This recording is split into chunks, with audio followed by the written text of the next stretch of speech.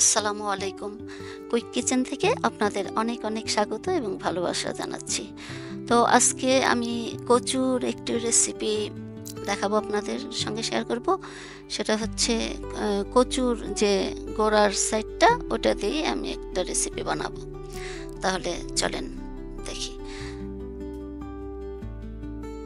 এই যে এই কচু যে নিচের সাইডটা, একদমই গোড়ার সাইডটা, এটা আমি নিয়েছি।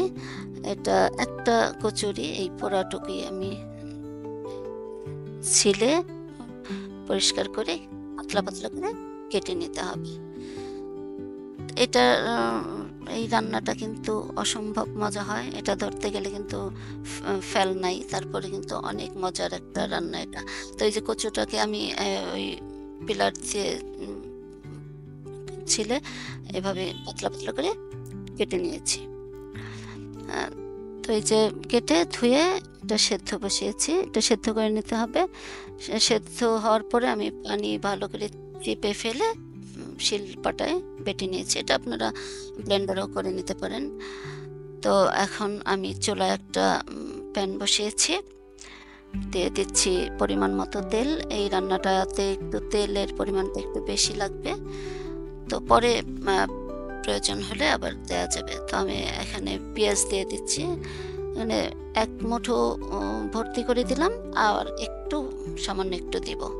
পেঁয়াজ আর তেলটাই একটু বেশি লাগবে। তো এখানে আমি পেঁয়াজটা নেড়ে দিচ্ছি।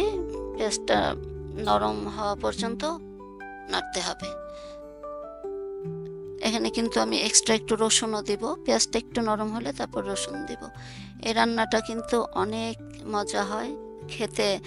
ওই গরু খাসির ব্রেইন, যে মগজ ভুনা, ওই রকমই টেস্ট আসে। তো এখানে আমি দিয়ে দিলাম গোটা গরম মশলা, 3টা এলাচ দিয়ে দিলাম, 2 টুকরো দারুচিনি, আর হচ্ছে 3টা লং।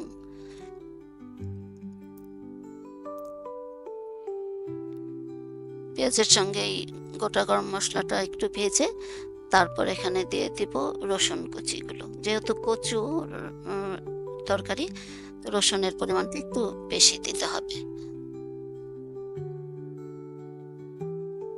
যেখানে আমি অনেকগুলো রসুন, প্রায় হাফ, দেশি রসুনের হাফ রসুনটা পুরোটাই আমি কুচাই করে দিয়ে দিয়েছি।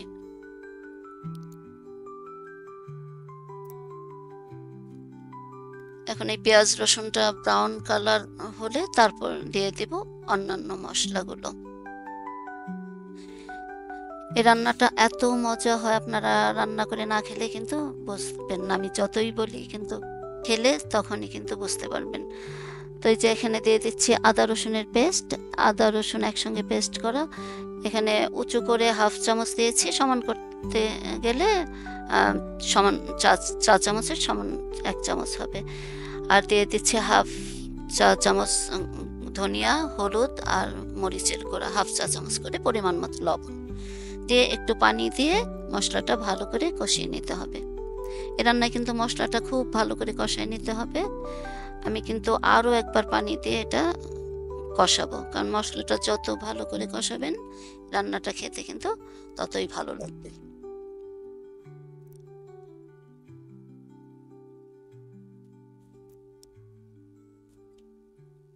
এই তো মশলাটা কিন্তু কষে গেছে, তেল ছেড়ে দিছে। এরপরেও কিন্তু আমি আবারও একটু পানি দিয়ে আবার মশলাটা কষাবো।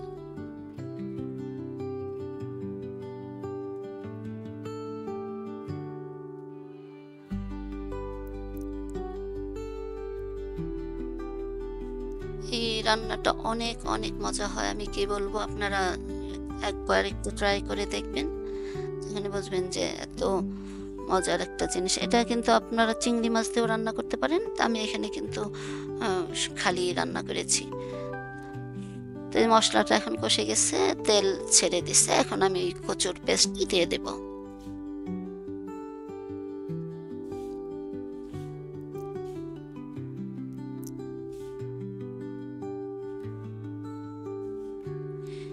এই কচুর গোড়া দিয়ে কিন্তু আরো অনেক রেসিপি হয়, আমি ইনশাল্লাহ আপনাদের সঙ্গে শেয়ার করব।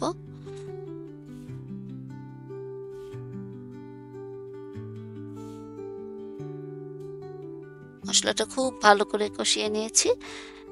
এখন দিয়ে দিচ্ছি কাঁচামরিচ। কাঁচামরিচটা আমি সবসময় একটু পরেই দেই, কারণ কাঁচামরিচ গলে ভর্তা ভর্তা হলে আমার ভালো লাগে না। একটু আস্তে আস্তে থাকবে, আবার ঝালটাও বের হবে, কাঁচামরিচের ফ্লেভারটাও থাকবে, সেটাই আমার কাছে ভালো লাগে। তো এই কচুর পেস্টটা এখন দিয়ে দিলাম। এখন এই মশলার সঙ্গে ভালো করে মিলিয়ে দিতে হবে এই কচুর পেস্টটাকে।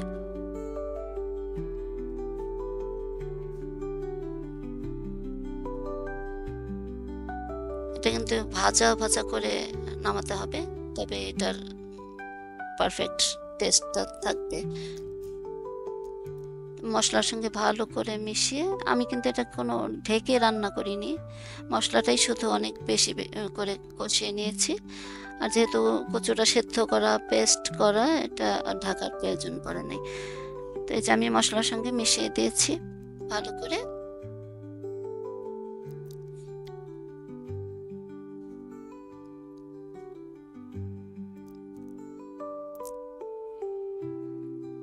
এই মুহূর্তে কিন্তু বারবার নেড়ে দিতে হবে, নয়তো তলায় ধরে যাবে। আর আপনারা ননস্টিক হাঁড়িতে রান্না করতে পারেন, তাহলে তলায় এরকম ধরবে না।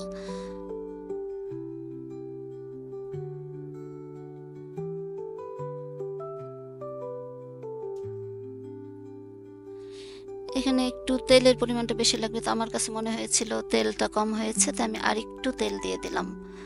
তেল দিয়ে, কারণ এটা কিন্তু ভাজা ভাজা করে নামাতে হবে, একদম পাতিল থেকে ছেড়ে আসবে ওই মুহূর্তে নামাতে হবে, তবে এটার আসল স্বাদটা পাওয়া যাবে। তা এখন আমি দিয়ে দিচ্ছি কোয়ার্টার চা চামচ গরম মশলার গুঁড়া। এটাই যে আমি বললাম একদমই গরু খাসির মগজ ভোনার মতো টেস্ট হয়, তাই গরম মশলাটা দিতে হবে। তোমার রান্নাটা প্রায় হয়ে গেছে। এখন একদম যখন হাঁড়ি থেকে ছেড়ে আসবে, ভাজা ভাজা হবে, তখন নামায় ফেলবে। এই মুহূর্তে কিন্তু আপনাদের দাঁড়িয়ে থেকে এটা নাড়তে হবে।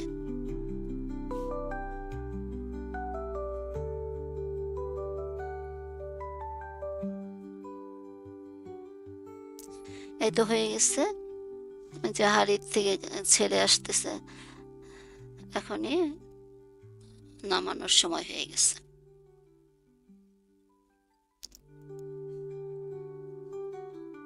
এখন আমি এটা সার্ভিং ডিশে ঢেলে আপনাদের দেখাচ্ছি।